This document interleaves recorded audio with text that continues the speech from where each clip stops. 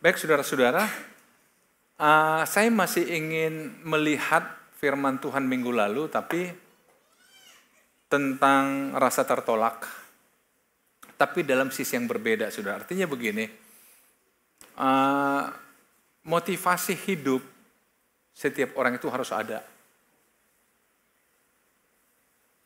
Beberapa bacaan-bacaan kalau saudara mau coba pelajari, saudara, katanya orang kalau nggak punya tujuan hidup itu seperti nggak punya arah dalam hidupnya. Seperti menjalani satu rimba yang tidak tahu mau kemana, seperti itu. Atau mengarungi lautan tapi nggak tahu tujuannya kemana.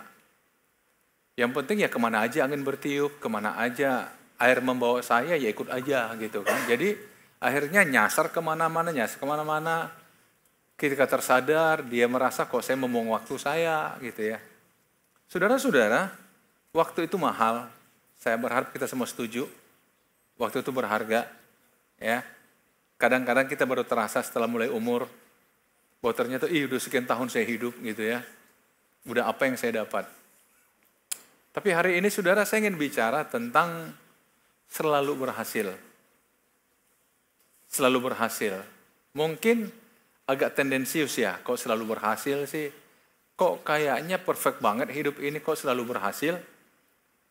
Tetapi saudara, ini bukan hanya satu euforia ya, atau satu metafora atau apapun namanya. Tetapi selalu berhasil ini memang terjadi di Alkitab.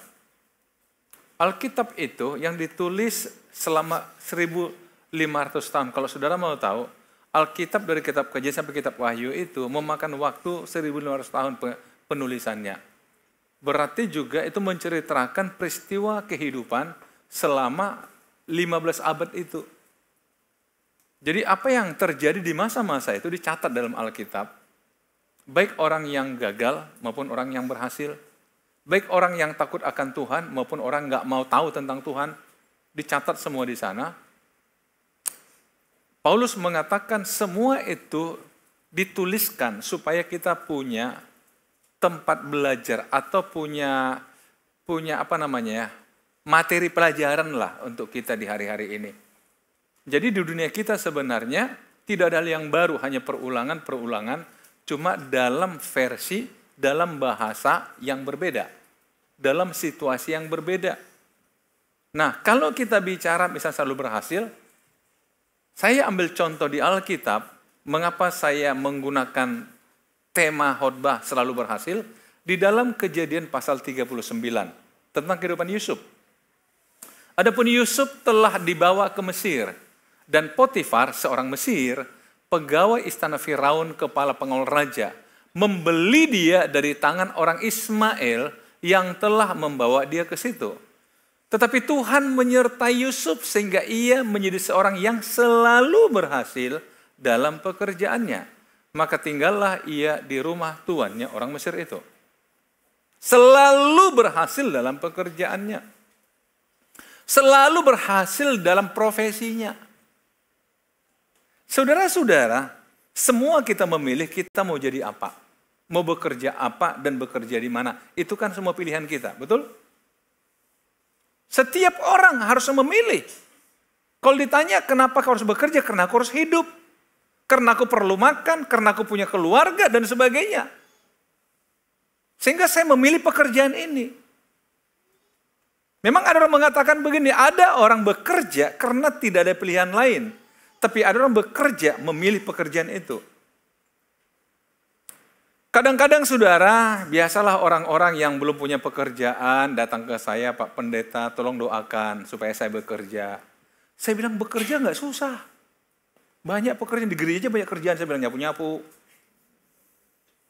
Ya bukan gitu maksud saya Pak, pekerja maksud saya bekerja di perusahaan. Oh, saya tanya dia, kau mau cari kerja, mau cari uang? Apa bedanya? Ya beda saya bilang. Kalau orang cari kerja, kadang-kadang uangnya nggak kepikiran, yang penting saya kerja. Cari uang, nggak peduli pekerjaan apa, yang penting dapat uang. Nah saudara, sudah dalam hidup ini sebenarnya, ketika kita memilih sebuah profesi, kita kan sudah tahu batasan profesi itu. Misalnya, saya mau punya penghasilan berapa sebulan? Kita udah bisa mengukur kan? Dari pekerjaan yang kita pilih. Misalnya, maaf, kalau kita bekerja pada seseorang, kan sudah tahu kita berapa penghasilan kita sebulan, betul? Udah tahu patokannya. Nah, kalau saudara pengen lebih, nah ini jadi persoalan. Dari situ, tapi saudara bekerja di situ. Nah, saudara-saudara, saya mau kembali ke sini.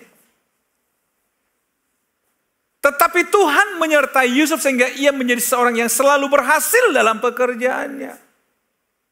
Berhasil dalam profesinya. Artinya begini, profesi apapun yang saudara putuskan menjadi pekerjaan saudara, berhasil nggak di situ? Berhasil nggak saudara? Sukses nggak di pekerjaan itu? Selalu berhasil nggak? Selalu berhasil. Saya coba ambil satu, ini sih saya mendengar di podcastnya Helmi Yahya. Dia katakan ciri orang sukses adalah mengikuti proses. Ciri orang gagal adalah selalu protes. Orang sukses itu suka proses. Tapi orang gagal suka protes. Betul nggak? Minggu lalu kita baru lihat Kain. Dia protes kan? Dia bunuh adiknya. Yang dia anggap membuat dia gagal. Dia bunuh adik kandung satu-satunya. Karena dia orang gagal. Tapi orang sukses dia tahu bahwa tidak ada kesuksesan tanpa proses. Makanya kadang-kadang orang katakan, proses tidak pernah mengkhianati hasil gitu ya bahasanya ya.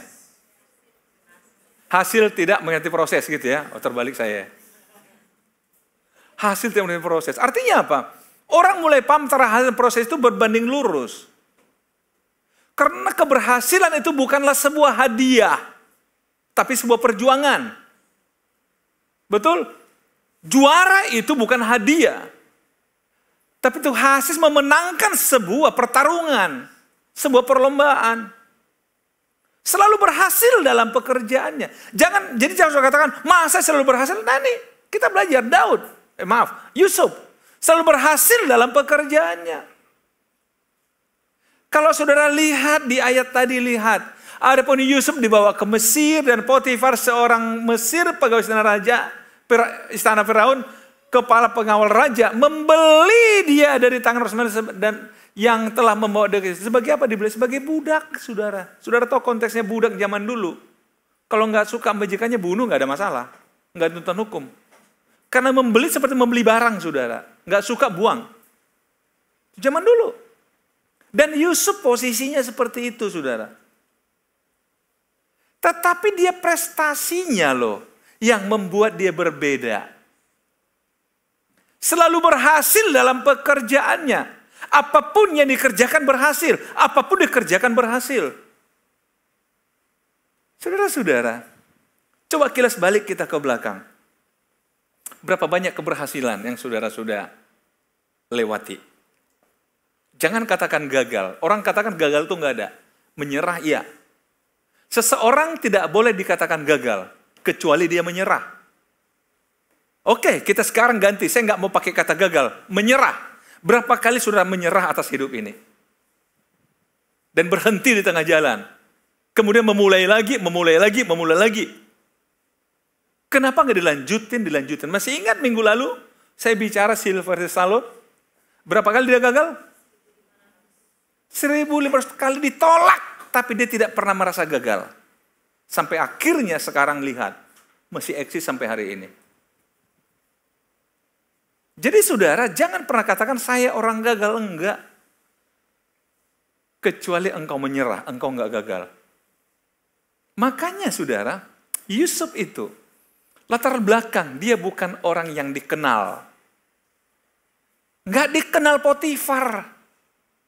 Tapi prestasinya ini, seorang yang selalu berhasil dalam pekerjaannya, membuat Potifar lihat, setelah dilihat oleh tuannya Potifar, bahwa Yusuf disertai Tuhan, dan bahwa Tuhan membuat berhasil segala sesuatu yang dikerjakannya, maka Yusuf mendapat kasih tuannya, disayang tuannya, dan ia boleh melayani dia kepada Yusuf diberikan kuasa atas rumahnya dan segala miliknya. Diserahkannya kepada kekuasaan Yusuf. Bayangkan, menjadi orang terpercaya. Jadi surat tahapannya begini, kalau saudara ingin dipercaya, buktikan dulu prestasimu. Berhasil dulu. Berhasil dulu. Kadang orang menuntut diberikan otoritas, tetapi tidak menunjukkan prestasi. Apa mungkin? Yesus sendiri berkata begini, saudara, barang siapa dipercaya atas harta orang lain, maka dia akan dipercaya atas hartanya sendiri. Terbalik sepertinya, tapi itu konsep Yesus loh. Percaya, Yesus itu hikmatnya dari sorga. Artinya begini, kalau saudara bekerja pada orang aja nggak sukses, jangan pernah berpikir kau sukses bekerja sendiri. Saudara lihat, karena apa? Proses. Karena saudara nggak hidup sendiri. Dimanapun, profesi apapun yang saudara ambil, saudara wajib kontak dengan orang di luar saudara. Karena saudara ini Yusuf selalu berhasil. Selalu berhasil. Sampai akhirnya Potifar katakan, Yusuf semua milikku dalam kendalimu. Ini nggak mudah saudara. Ada orang pin ATM aja nggak percaya kok. Dengar nggak ya? Gimana? Para istri tahu nggak pin ATM suami? Tahu ya? Suami tahu nggak pin ATM istri? Saling percaya nggak? Berapa isi tabungannya suami? Tahu nggak? Di TV kata Cak Lontong bilang istri saya pintar kalau cari uang. Karena dimanapun sembunyikan dapatnya aja. Itu karena nggak saling percaya saudara. Tapi oke, abaikan masalah rumah tangga. Abaikan. Kita kembali pada Yusuf saudara. Dia percaya. Potifar orang hebat. Pejabat istana. Tetapi di samping itu dia punya bisnis. Dia punya ladang, lihat. Tapi diserahkan pada Yusuf. Nggak gampang. Nggak gampang. Tapi kenapa berani? Karena Yusuf selalu berhasil. Jadi kalau saudara ingin merebut hati atasan saudara, jadilah orang berhasil. Jadilah orang bisa dipercaya.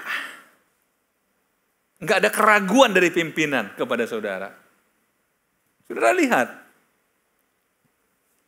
Setelah dilihat oleh tuannya bahwa Yusuf disertai Tuhan dan bahwa Tuhan membuat berhasil segala sesuatu yang dikerjakannya. Luar biasa. Buat ini berhasil, buat ini berhasil. Jadi sekali lagi saudara, bukan berarti kita pasif tiba-tiba Tuhan mengerjakan, enggak. Tapi jangan pernah menyerah sebelum saudara memetik hasilnya. Itu artinya apapun yang saudara kerjakan, tekuni sampai berhasil. Jangan putus di tengah jalan. Jangan putus di tengah jalan. Saudara-saudara, akibatnya lihat di ayat yang kelima, sejak ia memberikan kuasa dalam rumahnya dan atas segala miliknya kepada Yusuf, Tuhan memberkati orang Mesir itu karena Yusuf. Sehingga berkat Tuhan ada atas segala miliknya. Baik yang di rumah maupun yang di ladang. Satu bukti bahwa saudara memang anak Tuhan, yang disertai Tuhan, dan orang berhasil dimanapun Tuhan tempatkan saudara. Tempat saudara bekerja diberkati Tuhan. Karena adanya anak Tuhan di tempat itu. Harusnya begitu saudara. Harusnya. Jangan sebaliknya. Sejak kau di sini kok jadi susah aku. Jangan begitu saudara. Tapi tunjukkan anak Tuhan itu mentalnya beda. Amin saudara. Karakternya beda. Artinya begini, seandainya saudara masuk dalam satu bisnis yang katakanlah nggak jelas, saudara punya tekad, hadirnya aku di sini, Tuhan akan buat satu perubahan di tempat ini. Karena aku anak Tuhan. Karena Tuhan akan buat aku berhasil. Dan perusahaan ini akan diberkati oleh Tuhan. Harusnya begitu. Amin saudara. Ayolah. Tapi kadang-kadang orang nggak siap saudara. Wih, gara-gara aku diberkati dia. Wih. Keluar laku. Tambah kaya pula dan nanti. Saudara, saya ingat dulu saya punya kakak di Jakarta. Sini kakak saya ada di sini kebetulan datang, tapi bukan kakak yang ini yang saya maksud. Jadi zaman dulu kan sering kita, kalau orang belanja ke supermarket begitu kan, dapat kupon-kupon gitu kan. Jadi kelipatan, misalkan kalau 50.000 satu kupon, jadi kalau belanja susu dapat 20 kupon. Kemudian diundi, bisa dapat rumah dan sebagainya kan. Akhirnya kakak saya kasih pembantunya, isi nah. Siapa tahu rezekimu. Tapi lama-lama mikir, nanti dapat rumah pula, lebih kaya pula dari aku dia. Janganlah aku yang isi, katanya langsung. Nah cobalah, nggak ikhlas sekali orang kaya. Nanti lebih kaya pula dari aku dia. Nggak jadi dikasih sama pembantunya. Itu baru kupon saudara. Gimana saudara? Ikhlas nggak saudara gara-gara saudara orang tambah kaya? Jujur. Siap nggak? Gara-gara aku jadi kaya, harusnya saudara bahagia. Yusuf ini loh. Kenapa hidup nggak sebatas di situ? Dan saudara-saudara lihat ya, hidup Yusuf ini enak sekali kalau dipelajari saudara. Bersyukur dia, kalau baca kisah selanjutnya, bersyukur dia difitnah oleh istri Potifar. Kalau tidak, karir dia berhenti di sini. Betul nggak? Berhenti di rumah Potifar dia. Tapi bersyukur dia, memang nggak enak sih bahasanya bersyukur. Tapi dia masuk penjara. Tapi dari penjara kan diangkat Perdana Menteri dia. Nah coba yang tadinya Potifar bekerja di istana raja, berarti jadi pegawainya Potifar. Betul kan? Tapi kalau di sini terus dia pegawainya Potifar. Tapi melalui proses dari penjara, Potifar jadi pegawainya dia. Jadi nggak perlu rebut haknya Potifar, saudara. Tuhan bisa angkat saudara kok. Nah saudara, jadi hidup ini sebuah proses. Sebuah proses. Rasul Paulus saudara berkata begini kepada anak didiknya, anak rohaninya Timotius. Dia katakan begini. Kita ambil perbandingan ya. Sebab itu hai anakku, jadilah kuat oleh kasih karunia dalam Kristus Yesus. Ikutlah menderita sebagai seorang prajurit yang baik dari Kristus Yesus. Ternyata proses itu nggak enak. Proses itu sakit, menderita. Proses itu nggak enak, saudara. Saya ambil contoh gampang aja, saudara-saudara yang kuliah. Skripsi itu sakit nggak? Sakit, tapi kok dilewati? Kok diikuti? Betul? Mau ketemu dosen ya kalau dosennya gampang ditemuin. Di WA nggak mau balas. Di telepon nggak mau angkat. Dijumpa di kantor cuma melengos. Tapi saudara tetap. Kenapa? Saya harus sarjana, kan gitu kan? Saya harus lewati proses ini. Jadi hidup ini tidak mudah, saudara. Proses. Dimanapun. Jadi kalau saudara berusaha juga ada proses, ya sudahlah. Ada 3 analogi yang diberikan Paulus dalam proses ini. Analogi pertama adalah seorang prajurit yang sedang berjuang, sedang bertarung, sedang berperang, tidak memusingkan dirinya dengan soal-soal penghidupannya. Supaya dengan demikian ia berkenan kepada komandannya. Artinya begini, jam makan ini, jam makan. Nggak ada, saudara. Lagi perang, jam makan ini, istirahat dulu, break kita. Nggak ada. Kenapa? Fokus pada perintah, saudara. Fokus pada perintah. Jadi Paulus mengambil contoh prajurit. Coba lihat prajurit itu. Waduh, kadang-kadang ketika mereka berlatih, waduh, kita nggak sanggup lah. Ketika bertempur berdarah-darah, kita nggak sanggup, saudara. Tapi dia kerjakan, dia nggak pernah lari dari lapangan. Karena memang dia tahu, ini tugasku, ini profesiku, aku harus berhasil. Coba kalau lari dari situ dia, apa yang terjadi, saudara? Hukuman. Karena itu, saudara, yang pertama pahamilah, saya ini prajurit. Saya abaikan kepentinganku. Yang penting kepentingan tugas di atas segala-galanya. Amin. Analogi kedua diberikan Paulus apa? Seorang olahragawan hanya dapat memperoleh mahkota sebagai juara apabila bertanding menurut peraturan olahraga. Olahragawan sekarang lagi Olimpiade di Paris. Georgie masuk semifinal. Saya ikuti yang begitu, saudara. Lumayanlah perunggu di tangan. Paling enggak bulu tangkis masih ada lah medalinya. Tapi perjuangan dia, saudara, lihat. Lihat peraturannya ketat, harus ini, harus begitu. Saudara-saudara, olahragawan itu saya kagum mereka. Jangan hanya lihat bayaran mereka, tapi berlatihnya mereka sehari berapa jam. Bangun pagi jam berapa mereka dan harus berlatih. Cuma ada yang pernah teka-teki, olahraga apa paling berat? Terus dari berat apa kan olahraga catur. Kok berat? Iya, ngangkat gajah, ngangkat benteng. Ngangkat apa lagi itu? Ngangkat kuda. Berat itu. Seru sekali hidup saudara. Oke lah. Selamat siang semua. Tapi kembali saudara, olahragawan, semua ada aturannya. Olahraga apapun saudara bidangi, ada aturan. Betul? Kemudian analogi yang ketiga diambil oleh Paulus adalah seorang petani yang bekerja keras haruslah yang pertama menikmati hasil usahanya.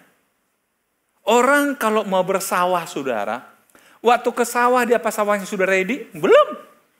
Masih semak belukar, betul? Dibabatnya dulu semak itu.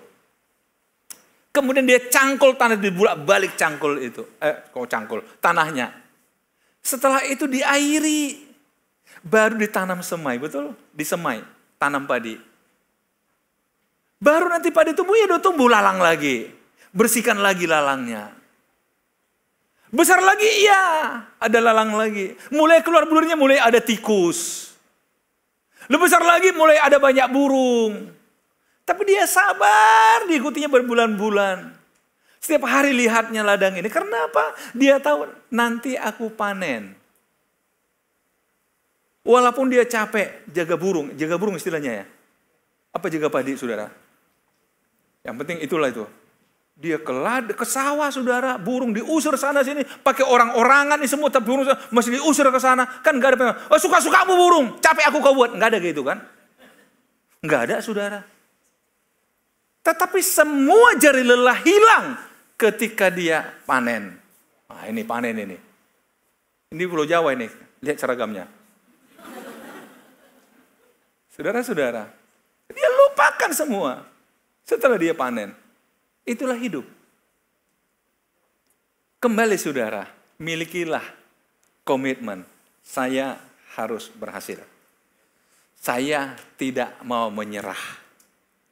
Yusuf berhasil karena dia bukan orang yang menyerah. Kondisi tidak membuat dia lemah. Orang buangan, budak di rumah Potifar tidak mematahkan, tidak memadamkan motivasi dan untuk berhasil. Di penjara pun dia berhasil, betul? Sampai akhirnya dia diangkat oleh Firaun menjadi orang yang mengatur dunia dari segi ekonomi, saudara. Karena apa? Dia selalu berhasil. Mari saudara kita kembangkan prinsip hidup saya harus berhasil. Karena Tuhan tidak ingin aku gagal. Kalau Tuhan menyertai aku pasti bisa. berhasil. Amin. Tuhan Yesus memberkati.